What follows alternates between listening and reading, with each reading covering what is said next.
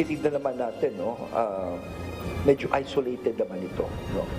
Although, kagalit-galit talaga. Maski sino naman magagalit ka ron.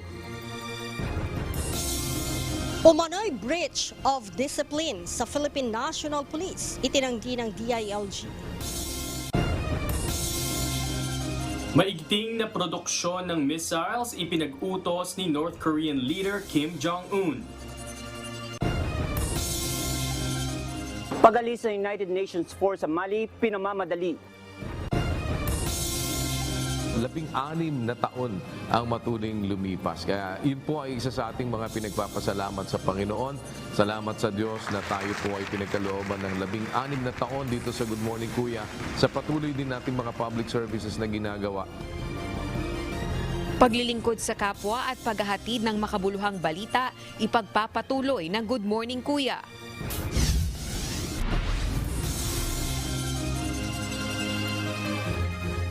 Magandang hapon, Pilipinas at sa buong mundo. Una sa ating mga balita. Tulong muna bago balita.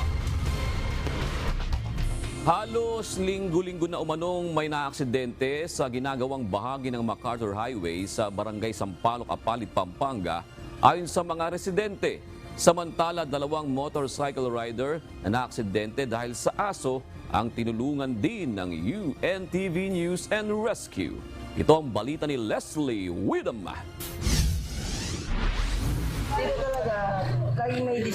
Ilang buwan ang ginagawa ang bahagi ng MacArthur Highway sa Barangay Sampaloc, Apalit, Pampanga. At bunsod ng mga pag-ulan, nagkaroon ng mga baha sa kalsada. Ayon sa mga residente, hindi lumilipas ang 1 linggo na walang naitatalang aksidente sa lugar. Kabilang narito ang motorcycle rider na si Resty Cadiente. Ayon kay Cadiente, galing sila ng Clark Freeport, Mabalacat City, Pampanga at first time niya na makadaan sa lugar kaya hindi niya napansin na may sirang bahagi ang kalsada. Sumemplang ang motorsiklo nito matapos malubak habang binabagtas ang MacArthur Highway sa Barangay Sampaloc. Nagtamo ito ng gasgas sa kanang braso habang pamamaga sa kanang kamay. Sugat sa tuhod at paa ang tinamo ng angkas nito na si Benedicto Peralta.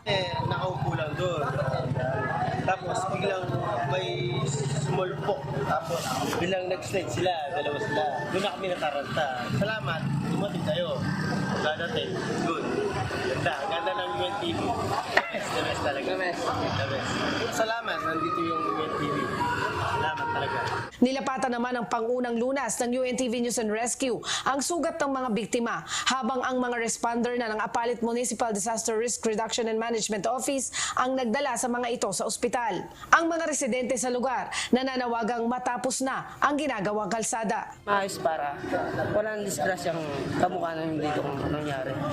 Isa pang motorcycle accident sa tapat mismo ng opisina ng UNTV News and Rescue sa Barangay Sampaloc ang nerespondihan din ng grupo nitong nakaraang linggo. Kinilala ang rider na si Leonard Clara, 34 na taong gulang na taga Kalumpit, Bulacan. Ayon kay Leonard, pauwi na siya sa kanilang bahay sa Kalumpit nang biglang may nakasalubong ito na 2 aso sa daan. Iniwasan niya ang aso na naging dahilan ng kanyang pagkakaaksidente. Nagtamo ng gasgas at pamamaga sa kanang braso si Leonard na kaagad namang nilapatan ng first aid ng UNTV News and Rescue. Matapos lapatan ng pangunang lunas, ay tumanggi na itong magpadala pa sa ospital. Pagtawid ng isang aso sa madilim na bahagi ng kahabaan ng UTS Boulevard Dasmariñas ang itinuturo namang dahilan ng pagkakaaksidente sa motorsiklo ng isa pang rider na kinilala na si Roy Taburnal, 27 anyos. Pauwi na ang UNTV News and Rescue team nang madaanan ng aksidente. Agad nila itong tinulungan na ayon sa 2 nitong kasama ay galing sa kasiyahan. Bukod sa pagkakatukod ng kanilang kamay sa semento mula sa pagkakabagsak nito sa motorsiklo ay puro galo sa magkabilang kamay ang kanilang tinamo na agad namang binigyang pangunang lunas ng team. Tumanggi na itong magpadala pa sa ospital. Leslie Widem, UNTV News and Rescue. Diyos ang aming sandigan, serbisyo publiko ang aming pinahalagahan.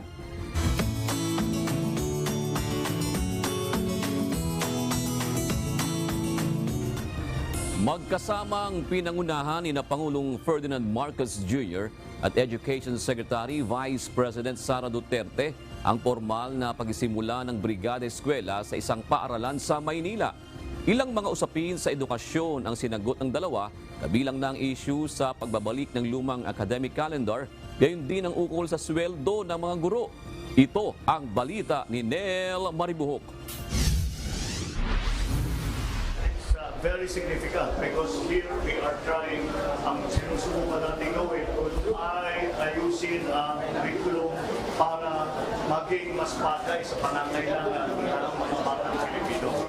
Batid ni Pangulong Ferdinand Marcos Jr. ang pangangailangang maisaayos ang kurikulum ng bansa. Binigyan din nito na kailangang iakma ito sa pangangailangan ng mga Pilipinong estudyante.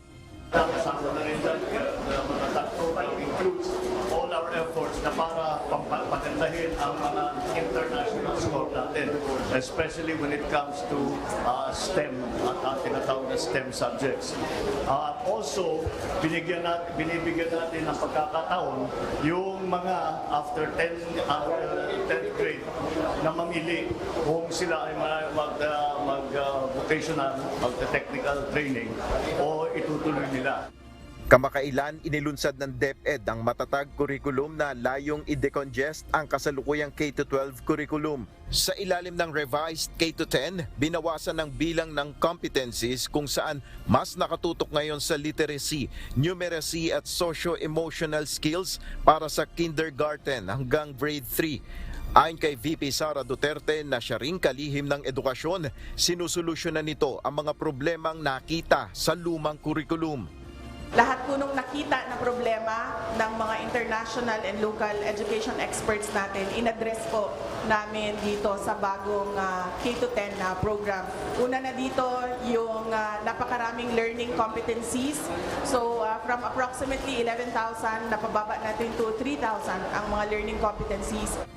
Samantala, sinabi rin ng Pangulo na kailangang pag-aralang mabuti ang planong ibalik sa dati ang school calendar kung saan Hunyo pa lamang ay nagbubukas na ang klase sa mga paaralan.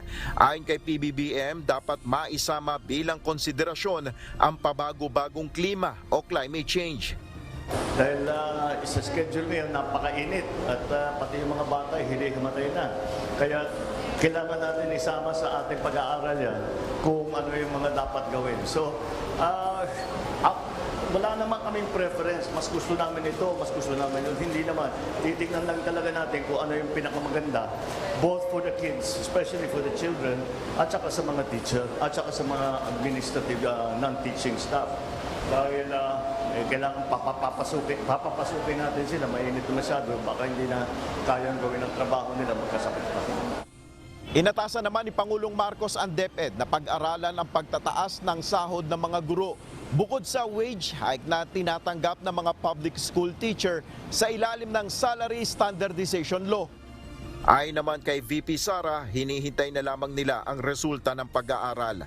So we're waiting for the result of that study na nandoon yung increases and then nandoon din yung pagkumpara niya sa inflation at sa mga economic indicators, forecast ng economic indicators sa mga darating na taon.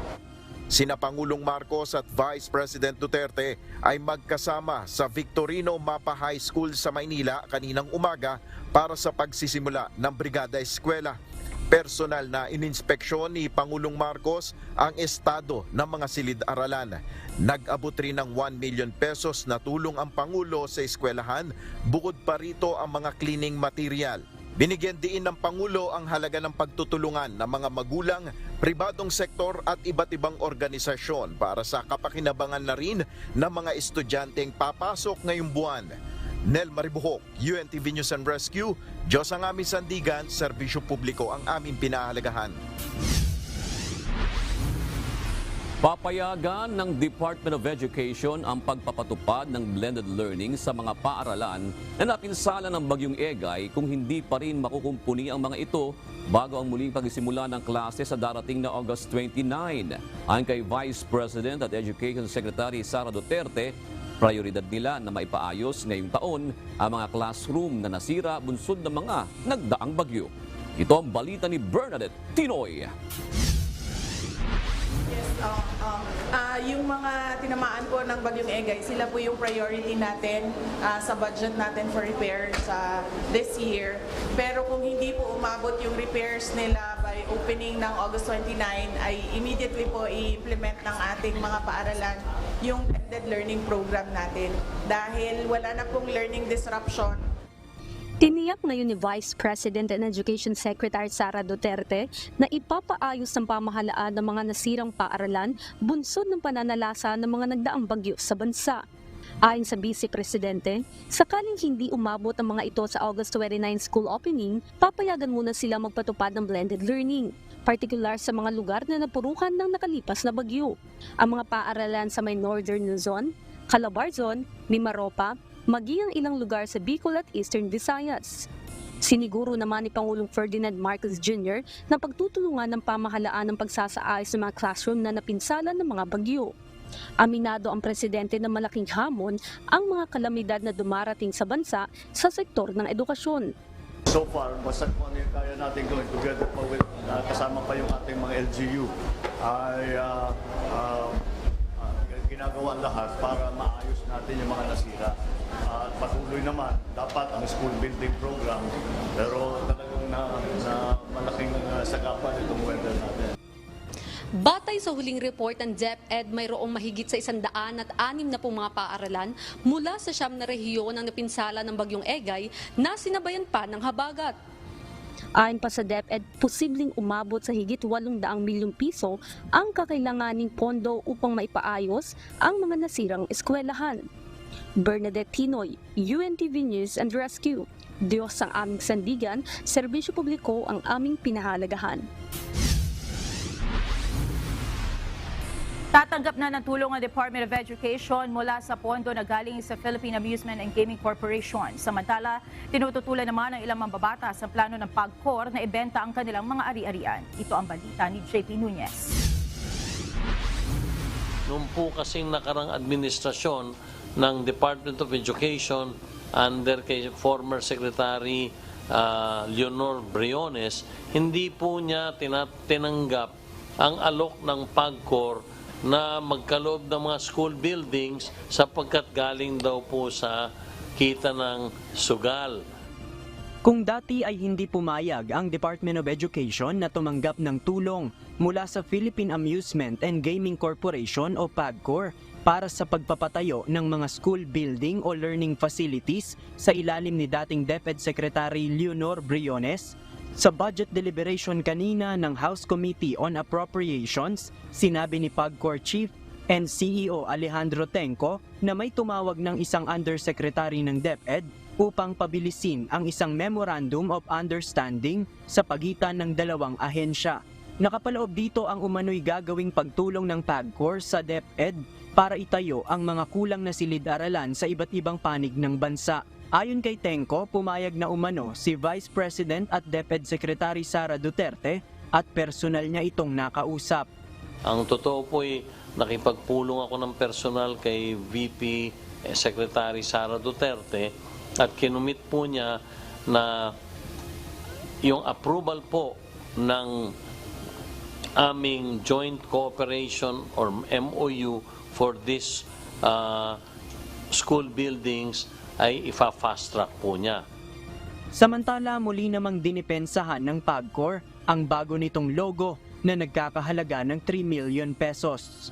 Ang totoo yung designer po na yun parang nagkawang gawa din na 3 million piso. Kasi po, siya po iikot sa buong Pilipinas. Siya po ay pupunta sa iba't ibang branch. Susukatin at titira, ano ba yung dapat na size doon sa bawat gamit po niya.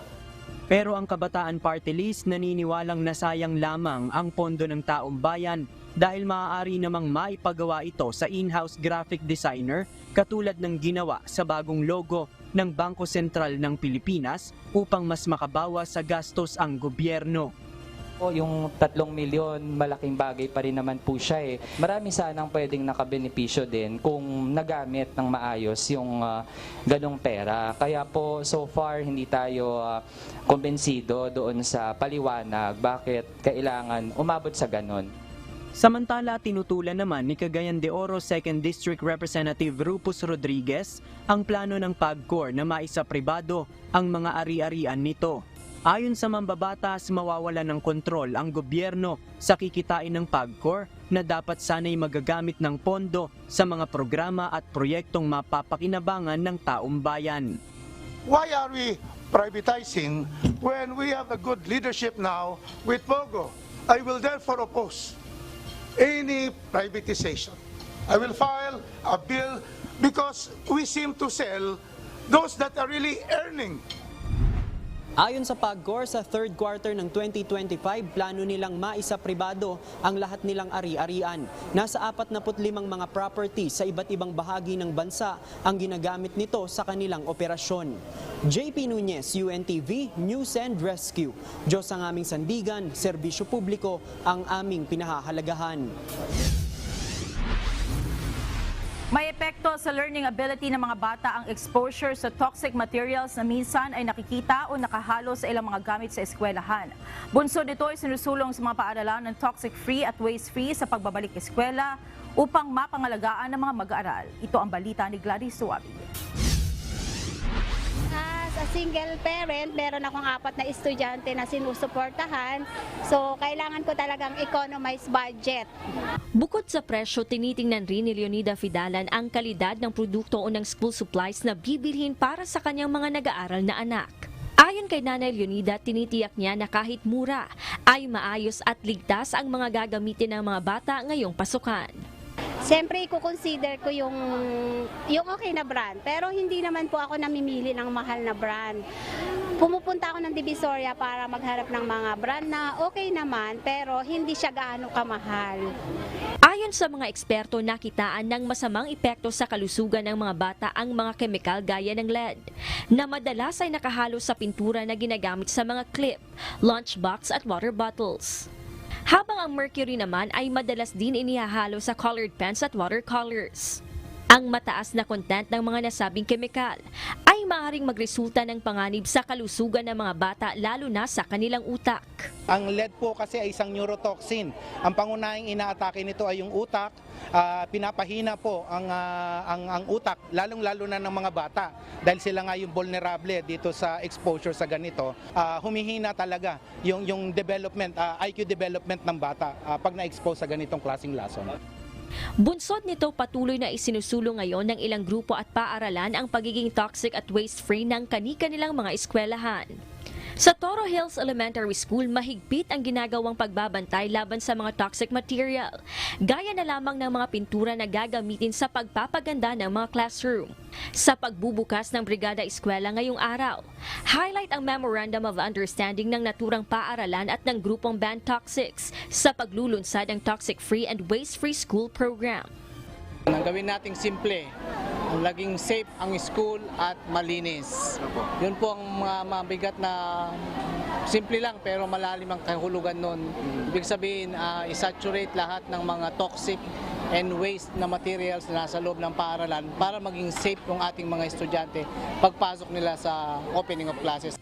Paalala sa mga magulang para maiwas ang mga bata sa exposure ng mga nakalalasong kemikal. Huwag basta-bastang bumili ng murang gamit, kundi basahin muna ang label nito at tiyaking may safety seal. Na hindi lamang dapat presyo yung pangunahing ginagamit na pamantayan sa pagbili. Alam natin medyo nagtaas ang presyo ng mga kagamitang pang eskwela ngayon. Subalit kung may nagagabayan sila kung ano yung mga klase ng mga kagamitan na magiging ligtas, halimbawa, karamihan sa napansin natin, ang mga kagamitan ay halos nakabalot na lang sa plastic, wala ni isang product information. Bukod sa toxic-free, isinusulong din sa paaralan ang proper waste management upang matiyak na ang anumang bagay na posibleng may halong kemikal ay nadidispose ng maayos. Gladys Tuwabi, UNTV News and Rescue. Diyos ang aming sandigan, serbisyo publiko ang aming pinahahalagahan. Itinanggi ni Department of the Interior and Local Government Secretary Benjamin Abalos Jr. na mayroon ng breach of discipline sa mga pulis. Ito'y matapos ang sunod-sunod na pang-aabuso ng mga pulis sa mga isinagawang mga operasyon. Ito ang balita ni Lea Ilagan. Titignan naman natin, medyo isolated naman ito. No? Although, kagalit-galit talaga. Maski sino naman magagalit ka ron. Makita mo yung video, yung dito sa Imus, makita mo ito. napakasakit mawalan ng mahal sa buhay. Ako naramdaman ko yun. Hindi sumasalamin sa buong Philippine National Police Organization ang palpak na operasyon ng mga pulis sa Imus, Cavite at ang pagkakapatay sa teenager sa Navotas noong August 2. Ayon kay Interior and Local Government Secretary Benjamin Abalos Jr., maliit na porsyento lamang ang mga abusadong pulis kung ikukumpara sa buong hanay ng pambansang pulisya. Gayunman, hindi ipinagwawalang bahala ng pamunuan ng PNP ang mga pulis na nagkakamali. Kaya nga, importante rito ay number one, swift action. Agarang action. Pinakita naman itong Ligases, Ninatrates, talagang mabilis. Importante hustisya makamta natin. At ang importante yung bukas, anong gagawin namin? Sinabi pa ni Secretary Abalos, mahigpit nilang ipatutupad ang command responsibility sa mga commander ng mga abusadong pulis. Kung commander ka, kung ano ka, you will make sure na yung tao mo kikilos ng tama dahil ikaw mismo delikado ka. Yun ang importante dito sa command responsibility. Dahil hindi mo gagawin, ikaw mismo ang mananagot. Sinabi pa ng kalihim na hindi na rin dapat nahintayin pa ang 3-strike policy para matanggal sa pwesto ang immediate supervisor na may mga tiwali at abusadong tauhan. Itinanggi din ng pambansang pulisya na umiiral pa rin ang quota system bilang basihan ng magandang performance at promosyon ng mga pulis. We have sat down with the SOJ, Secretary Remulla, about that quota system. And then that was the first directive of our Chief PNP, General Corda. And of course, it was also the directive of our SILG to stop that quota system. Gayunman, inamin ni General Sermonia na noon ay mayroong quota system ang mga pulis, kaya't napipressure ang mga ito na magbigay ng maraming trabaho. Leia Ilagan, UNTV, News and Rescue. Diyos ang aming sandigan, serbisyo publiko ang aming pinahahalagahan. Nakapatay ang body-worn camera ng mga pulis na nagsagawa ng follow-up operation sa barangay NDPS Kaunlaran, Navotas City noong August 2. Ayon kay Navotas Chief of Police Colonel Alan Umipig, base sa kwento ng mga nag-operate na pulis, natuklasan nilang naka-off na ang kanilang body camera at hindi nakunan ang isinagawang operasyon.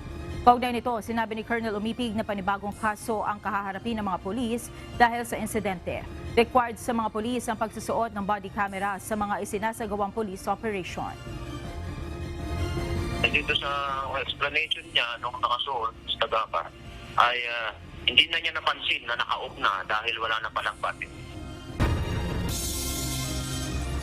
Narito naman ang mga balitang nakalap ng UNTV News Global Correspondent sa ihahatid ni Mariel Latoza mula sa Perth, Australia.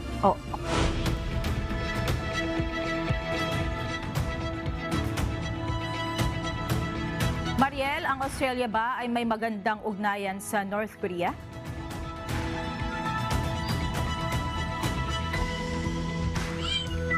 Monica, ipinag-utos niya North Korean leader Kim Jong-un ang maigting na produksyon ng missiles at shells.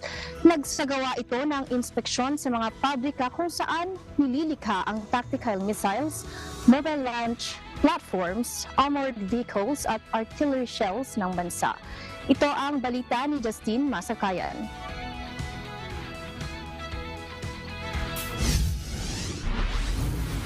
Binisita ni North Korean leader Kim Jong-un ang key munitions factory sa bansa, kabilang na ang isang tactical missile production plant. Kasabay nito, ipinag-utos ni Kim ang maigting na paggawa ng missiles, rocket launcher shells at iba pang armas ayon sa state media na Korean Central News Agency o KCNA. Ang inspeksyon ang huli sa serye ng pagbisita nito sa defense facilities ng bansa.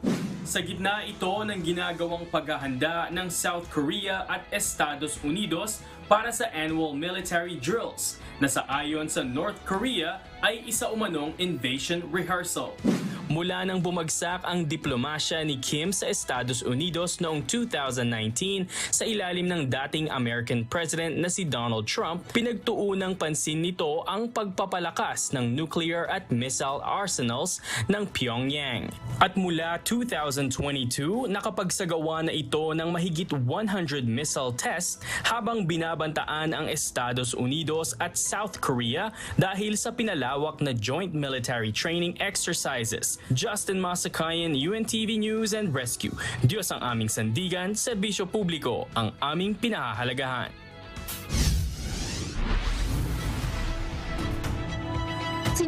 Sa ayos na ng Hawaii Attorney General ang ginawang pagresponde ng mga otoridad sa nangyaring wildfire sa Maui Island, Hawaii. Sa gitna ito ng pagkwestiyon ng maraming residente kung bakit hindi sila nabigyan ng babala kaugnay ng matinding sunog. Pinaigting ng dry summer at malakas na bugso ng hangin mula sa bagyo ang sunog na nalasa sa Maui Island simula noong Martes.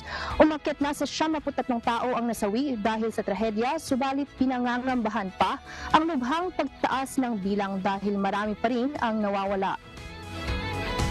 This is the largest natural disaster we've ever experienced. It's going to also be a natural disaster that's going to take an incredible amount of time to recover from.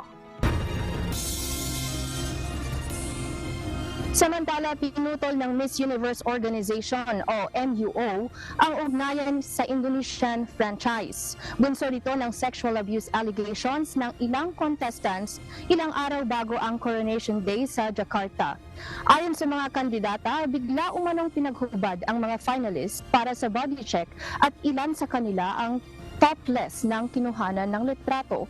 Batay sa US-based MUO, malinaw na hindi sumunod ang franchise sa brand standards, ethics at expectations. Samantala, iniimbestigahan na ng Jakarta Police ang aligasyon.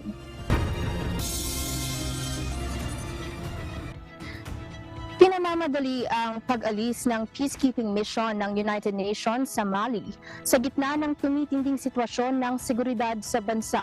Bunsod naman nito, umigting ang tensyon sa pagitan ng military government ng bansa at ng rebel coordination of Azawad movements. Ito ang balita ni Rejan Bolivar. Dahil sa umiigting na banta sa seguridad sa Mali, bumilis ang withdrawal ng peacekeeping mission ng United Nations sa bansa o kilala bilang MINUSMA. Batay sa pahayag ng UN mission, tumindi ang labanan sa lungsod ng Ber at lumala ang banta nito para sa mga Blue Helmet. Kasabay nito, nananawagan naman ang puwersa sa lahat ng concerned parties na iwasan ang anumang hakbang na makapagpapahirap sa operasyon. Wala namang naitalang insidente sa pag-alis ng UN mission sa Mali ayon sa isang senior local security official. Sa mga nakalipas na araw, inakusahan ng Tuareg-led Northern Rebel Alliance na Coordination of Azawad Movements o CMA ang Malayan Forces at Russian Wagner Group troops ng paglabag sa isang tigil putukan sa pag-atake sa mga pwersa nito sa Ber. Wala namang tugon kaugnay ng isyu ang Mali's Army. Batay naman sa CMA spokesperson, nagpatuloy ang bakbakan sa pagitan ng mga rebelde at Mali's troops. Samantala, ikinababahala ang muling pagbalik ng isang separatist uprising sa Mali dahil sa pag-igting ng karahasan sa bansa. Rejan Bolivar, UNTV News and Rescue. Diyos ang aming sandigan. Serbisyo publiko ang aming pinahahalagahan. At yan ang mga balita mula sa iba't ibang panig ng mundo. Mula rito sa Australia, ako si Maria Latoza. Magandang gabi. Nasa 100 opisyal at tauhan ng Bureau of Corrections o Bucor ang inalis sa pwesto ni Director General Gregorio Pio Katapang Jr. Ayon kay Katapang, kaugnay ito sa isyu ng mga kontrabando na nakapasok pa rin sa loob ng New Bilibid Prison o NBP. Ito ang balita ni Dante Amento. Yung mga matitigas ang ulo talaga, scalawags na tawag ko dyan eh. Hindi na empleyado eh. Pansamantalang inalis sa pwesto ang nasa 100 opisyal at tauhan ng Bureau of Corrections. Ayon kay Bucor Director General Gregorio Pio Katapang Jr., dahil ito sa isyu ng nakapasok na mga kontrabando sa loob ng New Bilibid Prison o NBP tulad ng alak, Dagdag pa ni General Katapang, nasa 100 ang kanyang inalis muna sa pwesto habang isinasagawa ang investigasyon. For investigation sila, relieve sila ng posisyon. They are just required to stay in their barracks, no? Para pag kailangan ng ipatawag sila, they are available for investigation. Ang ikinalulungkot pa ng opisyal, kasama rito ang 20 sa mga opisyal ng Bucor. Sila talaga ang mga culprit, no? Of course, may kasamang PDL. Yan ang problema ko eh. Problema na yung PDL, problema pa yung tao. So, saan ako lulugar? Ang hirap talaga lumugar. Paglilinaw ni Katapang, may tatanggapin pa ring sweldo ang mga ito kahit nasa ilalim ng investigasyon. Sa kabila ng maraming mabigat na issue sa Bucor, nanindigan ito na hindi siya aalis sa kawanihan. Sa pagdinig ng Senate Committee on Justice and Human Rights noong 1 linggo sa Bucor, kabilang sa ibinulgar ni Senador Francis Tolentino na may nakakapasok pa ring alak at illegal na droga sa NBP. Dante Amento, UNTV, News and Rescue. Diyos ang aming sandigan, serbisyo publiko ang aming pinahahalagahan. Naghain ng mosyon sa Las Piñas City Regional Trial Court si Joel Escorial, ang self-confessed gunman sa pagpatay sa mamamahayag na si Percy Lapid para pumasok sa isang plea bargain deal. Sa ilalim nito, magpapasok ng guilty plea o aamin sa pagpatay si Escorial para maibaba sa homicide ang kinakaharap niyang kasong murder. Sakaling pagbigyan ng korte mula sa reklusyon perpetua o habang buhay na pagkakabilanggo ay bababa sa hanggang 20 taon ang kanyang sentensya. Ayon naman sa kampo ng pinaslang na broadcaster, pag-aaralan pa nila ang mosyon ni Escorial. Mararamdaman sa mga susunod na araw ang pagtaas pa ng presyo ng bigas ayon sa isang agricultural group. Ngunit hindi naman nakikita ng grupo na magkakaroon ng shortage sa supply sa mga susunod na buwan. Ito ang balita ni Ray Pelayo. Kung maubos yung mga stocks ng mga retailer, so tataas ang presyo talaga. Aabot sa 49 pesos ang kada kilo ng regular milled rice habang hanggang 54 pesos naman ang well-milled sa mga palengke base sa pagtaya ng Samahang Industriya ng Agrikultura o SINAG. Ito nila ang resulta ng pagtaas ng presyo ng lokal na palay at presyo ng bigas sa pandaigdigang merkado. Base sa price monitoring ng DA noong August 11, may mabibili pa sa mga palengke na 42 pesos sa well-milled at 38 pesos sa regular milled. Ayon sa SINAG, may mga naaani pa naman sa lokal na produksyon. Yung sinasabi nila masya-short tayo sa September, hindi natin nakikita mag-short tayo sa September. So marami tayong stocks na available. So yung October naman, start na yung anihan, so wala tayong problema. Ilang mambabatas ang bumisita sa Mega Q-Mart para makita kung bakit tumataas ang presyo ng mga produktong agrikultura, pangunahin na ang bigas. Sa totoo lang po, nakita po natin world market talaga may effect. Pero secure din natin yan. Ayon sa SINAG, hindi na kailangang kausapin ng gobyerno ang mga bansa na pinag-aangkatan ng bigas ng Pilipinas. Yung special treatment sa ibang importer, hindi advantageous sa atin yun. Kasi kung makita na may special treatment sa ibang importer, baka yung may ibang importer mag-back out. So dapat open sa lahat ito. Ayon naman sa Department of Agriculture, hindi pa rin nila nakikita na kailangang kontrolin ang presyo. Ang SRP, ginagamit na naman sa suggested retail price pag nakikita naman natin may paggalaw ng presyo na hindi maganda. Pero on the price control, I think for now, mukhang wala naman tayong emergency sa ngayon. Nakiusap naman ang DA sa publiko na huwag mag-panic buying sa bigas. Ray Pelayo, UNTV News and Rescue, Diyos ang aming sandigan, serbisyo publiko ang aming pinahalagahan. Apektado ng habagat ang malaking bahagi ng bansa.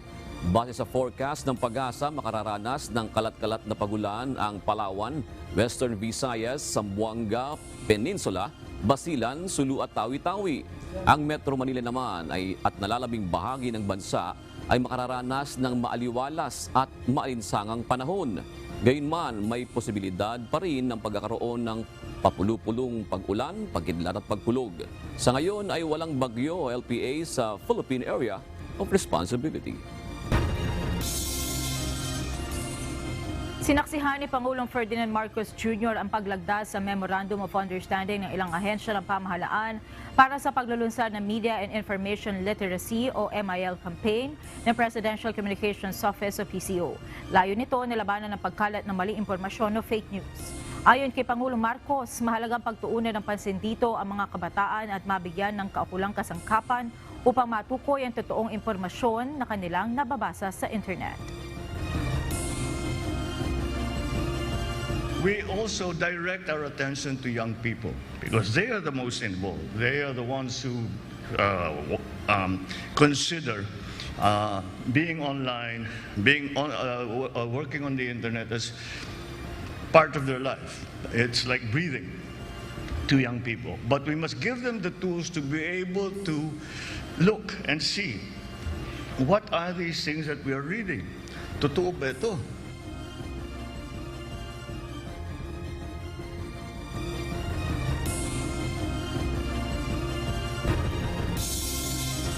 Nanindigan na lokal na pamahalaan ng Taguig sa desisyon ng Korte Suprema na kasamang ilipat sa kanilang jurisdiksyon ang 14 na paaralan sa Embo Barangays. Ilang magulang naman ang mas gustong manatili pa ring sakop ng Makati City. Ayon naman sa DILG, dapat unahin ng dalawang lungsod ang kapakanan ng mga apektadong estudyante. Ito ang balita ni Alan Manansala, live.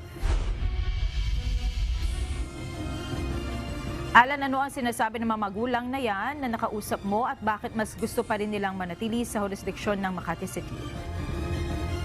Monica, bilang gustong mangyari ng mga magulang na nakausap natin na sakop nitong Embo Barangays, ang sinasabi nila, kaya bang tapatan ng Taguig City ang ibinibigay na benepisyo ng Makati City, lalong-lalo na sa mga estudyanteng nag-aaral sa 14 na sakop nitong Embo Barangays. Maliban kasi, Monica, sa mga school supplies, nagbibigay din ang Makati LGU ng sapatos at uniforme sa mga estudyante. Dangan lamang, Monica, naninindigan pa rin ang Taguig City LGU hinggil sa naging desisyon ng Korte Suprema. Narito, Monica, pakinggan natin ang naging payag ni Mayor Lani Cayetano ng Taguig City. Siguro po malinaw na kapag ang pinag-usapan ay kapakanan ng mga bata, hindi mo dapat nasasakripisyo yun. Kung meron po silang legal position na ang sinasabi nila pag-aari nila yung mga eskwelahan, hindi pa yun po pwedeng isasantabi natin para sa anong ibig mong sabihin dahil ini-insist mo yan, anong mangyayari? Itutuloy mo yung plano mo, ipasarado yung mga schools? I think that's not fair. Yan ang naging tugon ng Taguig City Mayor Lani Cayetano hinggil sa land dispute sa pagitan ng Makati at Taguig LGU. Ayon, Monica, kay Mayor Lani Cayetano, malinaw ang naging desisyon ng Korte Suprema hinggil sa jurisdiksyon sa mga Embo Barangay, kaya marapat sundin ito ng Makati LGU ng mahinahon, maayos at may profesionalismo. Kasunod ng desisyon ng Korte Suprema, Monica, ang memorandum order mula sa Department of Education kung saan inilipat na ang supervision ng school divisions sa Taguig. Narito muli, pakinggan natin si Mayor Lani Cayetano. Inatasan at pinakiusapan na rin ang mga principals, yung mga school heads natin na diretso ng makipag-ugnayan sa lokal na pamahalaan ng Taguig. Ito bang memorandum na binaba ng DepEd ay sila lang ang may gawa nito? Hindi po. Galing po ito sa malinaw na sinasabi po ng Supreme Court sa amin. Monica, gayunman, dismayado ang ilang mga magulang na gustong manatili sa jurisdiksyon ng Makati. Sana kung matapatan niya yun, di okay lang naman. Kung madagdagan pa niya ng another service, di okay lang. Wala kami magagawa kasi ayun naman sabi, ng Supreme Court eh. Kung tutuusin mas ako sa Makati. Sa ilang years akong nag-stay dito, malaking naitulong sa akin ng Makati. Eh kung sa Taguig, dapat nung pa sila tumulong sa amin. Kung kailangan ng yung palang nakukunin. Parang parang nakakapanggigil. Pero ang gusto ko pala Makati pa rin. Monica, dahil sa tensyong namamagitan sa Taguig at Makati, hindi na rin maiwasang pumagitna ang Department of the Interior and Local Government.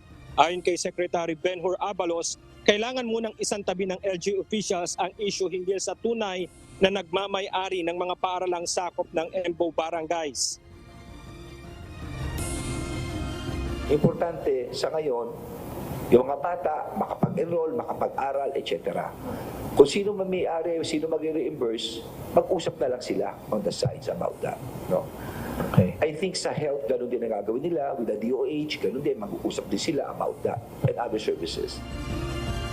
Sa pinakahuling payag naman na ibinahagi ng LG Makati City, sinabi nitong tanging hangad nila ngayon ay makapag-abot pa rin ng tulong sa pamamagitan ng pamamahagi ng mga school supplies, uniforms, sapatos at iba pang school materials sa 14 na paaralan na sakop ng 10 EMBO barangays. Subalit hindi muna tumanggap o hindi umano tinanggap ng Taguig LGU ang kanilang alok na tulong. At kanina nga Monica, ay nag-ikot na rin tayo sa ilang mga paaralan. Tanging nakikita natin sa mga paaralan na sakop ng EMBO barangays, itong malaking tarpaulin sa likod natin na nagsasabi this property is owned by Makati City.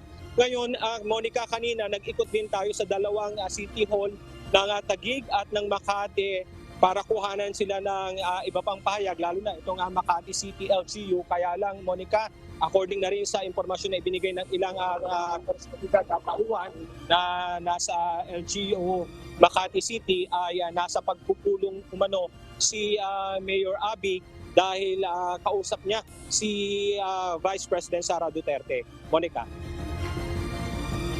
Alan, papalitan ba ng pangalan yung ibang schools na kasama dyan sa ililipat sa jurisdiction ng Taguig at halimbawa yung Makati Science High School, magiging Taguig Science High School na ba yan? Posible, Monica, dahil ganun nga ang mangyayari maging dito sa paaralan ng Fort Bonifacio Elementary School na sakop ng dati Makati, mangyayari dyan, Monica, magiging Taguig City na. Pero wala pang formal na kautusan kung paano ang mangyayari dahil patuloy pa rin tayo nakaantabay at nakamonitor sa mga posibleng mangyayari tungkol sa isyong ito, Monica. Maraming salamat, Alan Manansala, live na nag-uulat mula sa Taguig City. Nanindigan ng isang opisyal mula sa Embahada ng China na nagbitaw ng pangako ang gobyerno ng Pilipinas na tatanggalin ang inistasyong barko ng Pilipinas sa Ayungin Shoal. Ngunit itinanggi ng magkapatid na mambabatas na sina Senators Jinggoy Estrada at JV Ejercito ang aligasyon na ang kanilang ama na si dating Pangulong Erap Estrada ang nangako nito. Ito ang balita ni Harleen Delgado. The Chinese side launched solemn representations immediately, requesting the Philippine side to tow away the vessel. The Philippine side also made explicit commitments to do so. Iginiit ni Chinese Embassy Deputy Chief of Mission Zhou Zhiyong na nagbigay umano ng commitment ang Pilipinas na aalisin ang BRP Sierra Madre sa Ayungin Shoal. Sa isang forum, sinabi ng opisyal na hiniling nila sa gobyerno ng Pilipinas na tanggalin ang barko matapos itong inistasyon sa Ayungin Shoal na kanilang tinatawag na Renai Reef noong May 9, 1999. It's been 24 years, and the Philippine side is yet to honor its commitments. The Chinese side, however, has always exerted the utmost restraint with a view to maintaining the relations with the Philippines and safeguarding regional peace and stability. Nagsumite rin umano ang gobyerno ng China ng proposal para maresolba ang issue sa Ayungin Shoal. Pero wala pa umanong tugon dito ang gobyerno ng Pilipinas. Wala pang kumpirmasyon dito ang Department of Foreign Affairs o DFA. Samantala, tinawag naman na hearsay o chismis ni Senator Jinggoy Estrada ang paratang sa artikulo ni dating presidential spokesperson Rigoberto Tiglao na ang kanya umanong ama na si dating Pangulong Joseph Erap Estrada ang nangako sa China na tatanggalin ang BRP Sierra Madre sa Ayungin Shoal. Name names.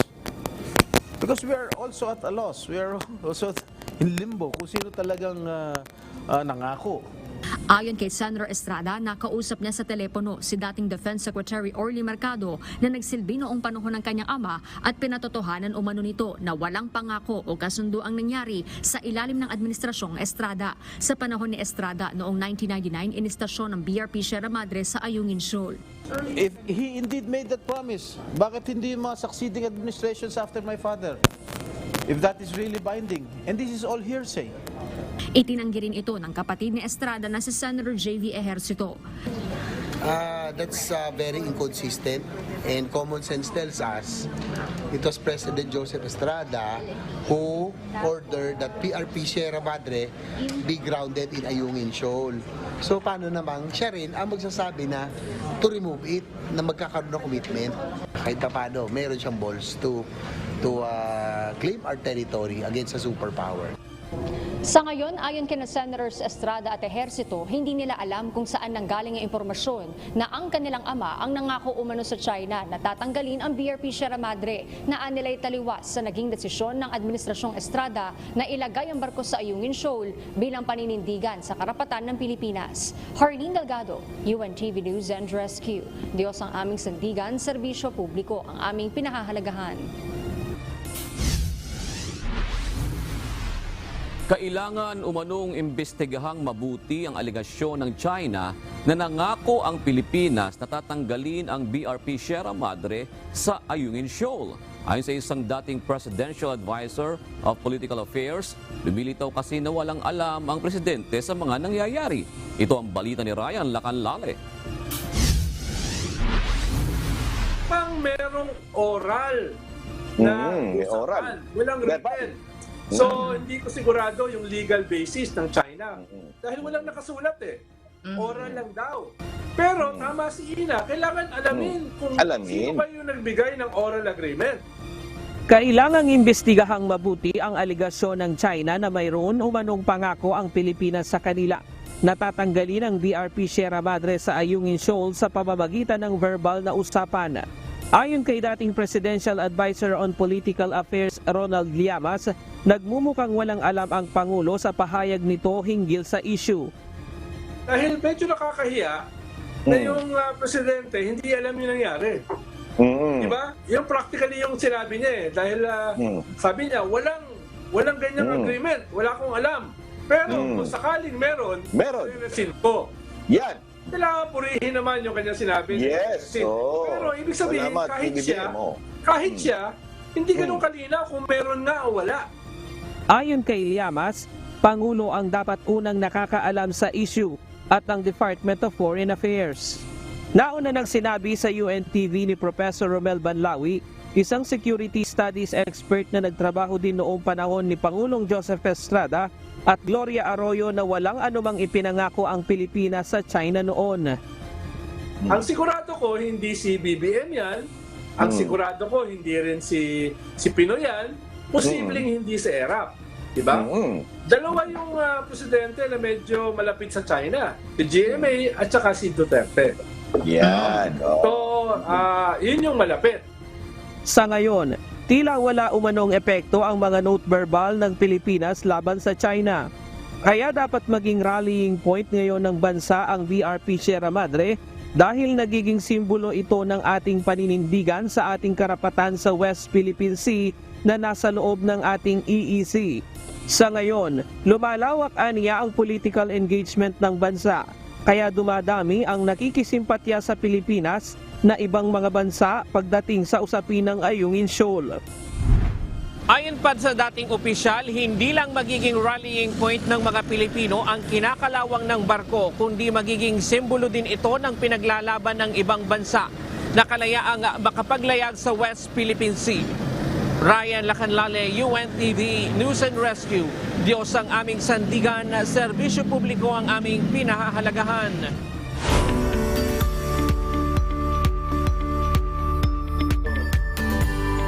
Nagdiriwang ng ika-16 na anibersaryo ang Good Morning Kuya.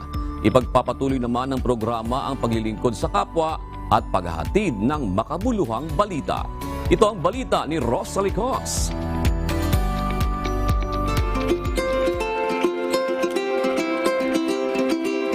ngayon, 16 na taon na po ang matuling lumipas. Subalit masaya po ang aming puso na sa isang maliit na paraan ay patuloy naman na maging maliit na kasangkapang makatulong sa ating mga kapwa-tao.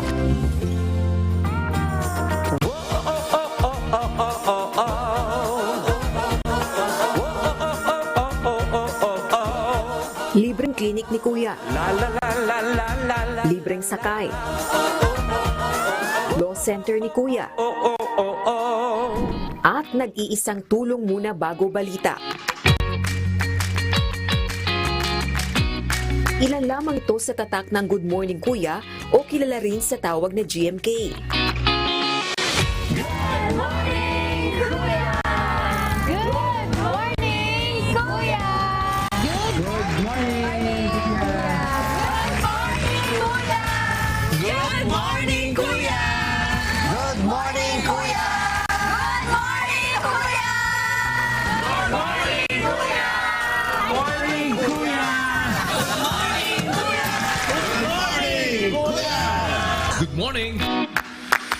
Lumipas man ang 16 na taon at nagkaroon ng mga pagbabago sa programa, hindi napapalitan ng advokasya nito ang makatulong sa kapwa, hindi lang sa Pilipinas, kundi maging sa labas ng bansa.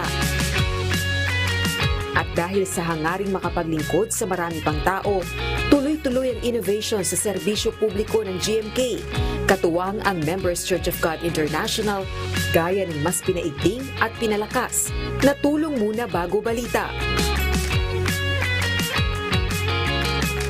Mas pinalawak na free medical missions. Mobile Optal and Dental Clinic sa Luzon, Visayas at Mindanao. Global Feeding Program. Free Store. Potable Water Project at marami pang iba. Samantala, bilang pagdiriwang ng mahigit 1.5 dekada ng programa, iba't ibang public services din ang isinagawa. Namahagi ang GMK ng wheelchairs, canes o tungkol, at nebulizers sa ilang kababayan sa Quezon City at maging sa samahan ng mga taong may kapansanan sa San Miguel, Bulacan. Hindi lamang po ngayon, noon pa man, 2005, no, nagkaroon ng mga feeding program, nagkaroon ng mga medical mission dito po sa ating barangay. Of course, syempre, nagpapasalamat po kami, of course, una sa Diyos, no, na binigyan tayo ng lakas at buhay pa rin. At of course, sa programa ng MCGI at ng Good Morning Kuya. Happy 16th anniversary po sa Good Morning Kuya at nagpapasalamat din po kami sa MCGI. Natutuwa po ako na ganun na lang po yung puso ng Good Morning Kuya na makatulong po sa mga taong may kapansanan. Maraming salamat po. Namigay din ng school supplies sa ilang elementary students sa lalawigan ng Bataan. Hiling naman ni Kuya Daniel Razon sa mga kabahagi ng programa Good Morning Kuya sa tulong at awa ng Diyos, sama-samang tumanda sa paggawa ng mabuti sa kapwa. Salamat din sa Diyos dahil nakasama po din kayo, no? Dahil ako ang tinitignan ko, I am already old. So I will be, if God permits, still be growing older. And God willing, I want you guys to grow old with me. Good morning, Kuya. O kay sarap ng umaga. Good na good talaga. Rosalie Oz, UNTV News and Rescue. Diyos ang aming sandigan, serbisyo publiko ang aming pinahahalagahan.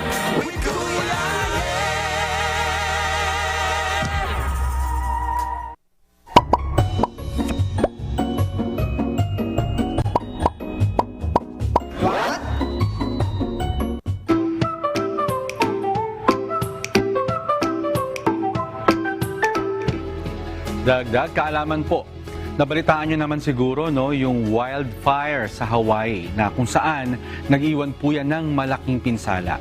Pero alam ba ninyo na mayroon pa rin palang benepisyong sinasabi ang mga eksperto pag mayroon pong wildfires? Ayon sa kanila, sa maraming pong mga ecosystem, ang mga wildfire ay sinasabing paraan po ng nature o kalikasan para mag-regenerate. It allows more nutrients to enter the soil at gumagawa po ng bagong habitat o tirahan para sa mga halaman at hayop. Isa pang benepisyo ng wildfires ay pumapatay ito ng mga sakit o diseases at mga harmful insects. Ang apoy ay nagsusuppress ng mga peste at ang abo naman na iniwan ng apoy ay nagsisilbing pataba po sa lupa. Kaya lang, kung ang isang wildfire ay tatagal po, ay bay mas magiging mapaminsala ito, hindi lamang sa mga halaman at hayop, kundi pati sa mga tao. Apektado ang air quality sa isang lugar at maging yung kanilang drinking water. Ngayon, dahil sa climate change, mas nagiging madalas ang mga wildfire at sa halip na makatulong, lalo po nagiging pinsala sa mga tao. Sana maingatan po yung ating mga kapwa-tao dyan sa Hawaii. Sana may natutuhan kayo at laging tatandaan, mapalad ang tao na nakakasumpong ng karunungan at ang tao na nagtatamo ng kaunawaan.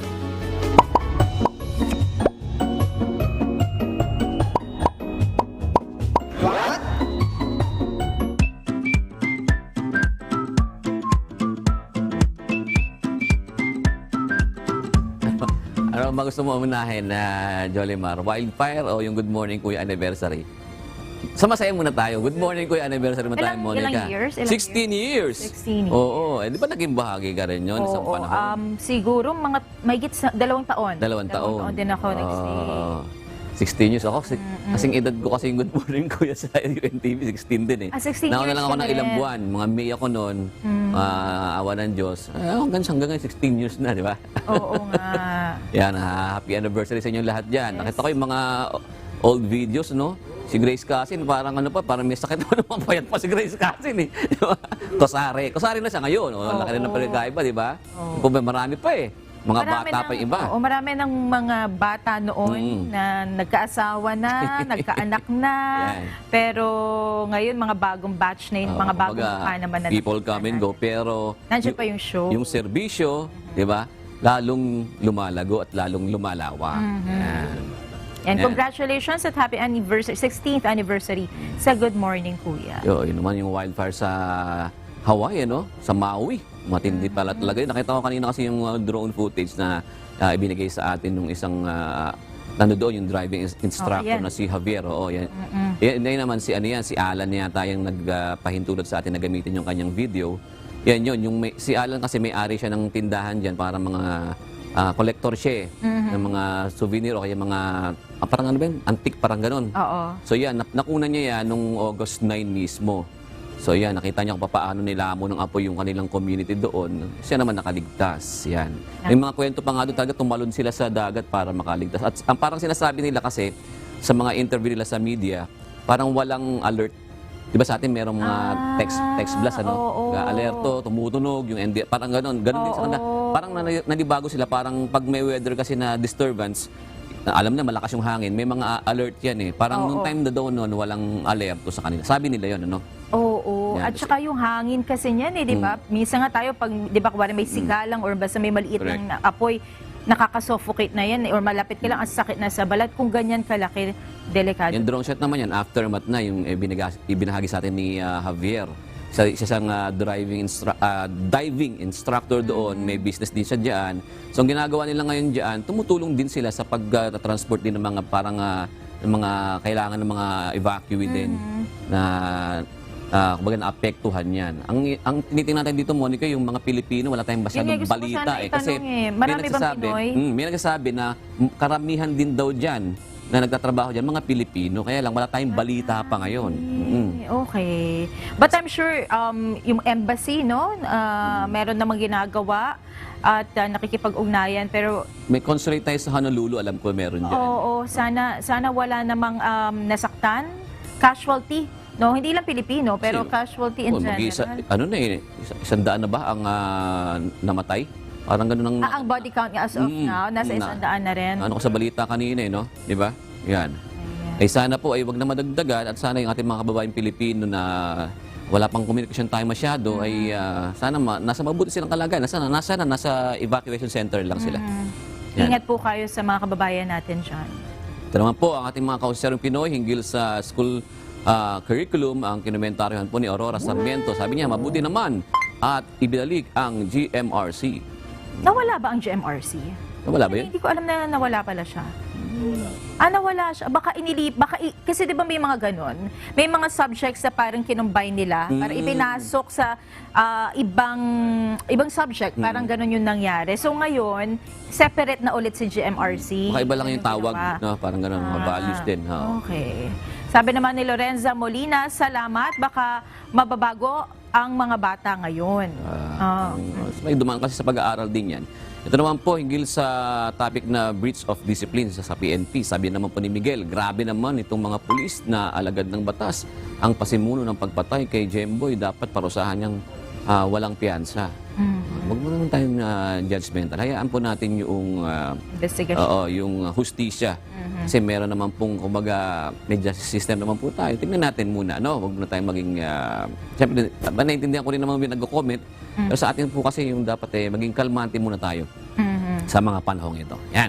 Sa issue naman ng Taguig at Makati, ito yung sa pag-usapin niya, no? Oo, yung paglipat nung 14 ba yung pagkakaalala ko? Na eskwelahan. Nasa EMBO. Yung EMBO, ang ibig sabihin nun, EMBO barangays, di ba? Enlisted Men's Barrio. Ang ibig sabihin ng EMBO. Merong PEMBO. Ang ibig sabihin ng PEMBO? Panthers Enlisted Men's Barrio. Parang gano'n. May Comembo. May Comembo. Commando Enlisted Men's Barrio. Sembo. May pag gano'n pa. Central naman yun. Parang gano'n. Rembo, Riverside. Yun. Ayun. So, yung mga sa EMBO barangays, yung apektado, at 14 na eskwelahan po yan, no? Sabi ni Nestor Seya, good evening po. Bakit po ba kinakailangan kunin ng Taguig ang buong BGC? Dahil noong araw, ang buong kampo Fort Bonifacio ay ang address namin ay Makati City. O dati, di ba? Makati Pero ang totoo talaga niyan, Monica, parang kung babalikan mo yung history, kasi nung bata kami, hindi rin naman Makati talaga ang address niyan. Taguig talaga eh. Yung una-una. Kasi 1986 lang naman yan sa proclamation ni President Marcos na ibinigay yung pamamahala sa Makati. Pero sa Taguig talaga yan. Meron pa nga yan, Pateros pa nga yung mga jurisdiction yan eh. Oo, di ba? Mahaba-habang usapan may iba-ibang pangalan yan eh. Dinala sa korte yan, hindi ba? Kung di ako nagkakamali. Korte Suprema. So nag-decide na nanalo naman talaga ang Taguig na sila ang rightful owner noong BGC area, yung tinatanong ng ating commenter. Kaya sa mga Facebook nga comments nga sa mga nagpo-post, yung iba sabi na ayaw nila dun sa Taguig kasi nga yung benepisyo. Kasi sa Makati daw libre ang ospital talaga, 100%. Tapos yun nga, yung mga school uniforms, yung mga school supplies, pati yung mga, basta yung benepisyo nila na maganda daw talaga. Kaya lang, yun po eh. Ayun, so pressure din sa Taguig, no? Pero maganda yun, good pressure yun kung matugunan o mahigitan pa. Malay nyo nga naman eh, hindi pa naman natin susubukan. Malay nyo, mas malaki pa yung may ibibigay ng Taguig City sa inyo, di ba? Hindi natin alam eh. Kaya mahalaga, meron ng Korte Suprema. Susunod na lang. Ganoon na naman, di ba? Kakasundo lang. Shout out. Gaya po ni Edwin Pincas, si Norman Del Rosario, salamat po sa panonood, at si Darwin Amancio.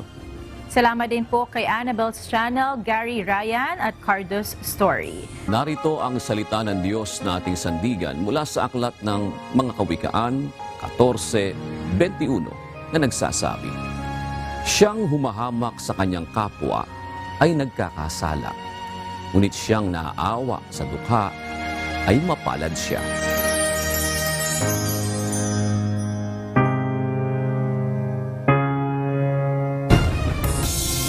At yan ang naging kabuuan ng ating balitaan ngayong gabi. Aming inilahad ng buong katapatan kung paano namin nasaksihan. Kayo'y makapagtitiwala ng aming nakita at narinig, ang aming ibinabalita. At dito po sa UNTV, Diyos ang aming sandigan, serbisyo publiko ang aming pinahahalagahan. Magandang gabi po.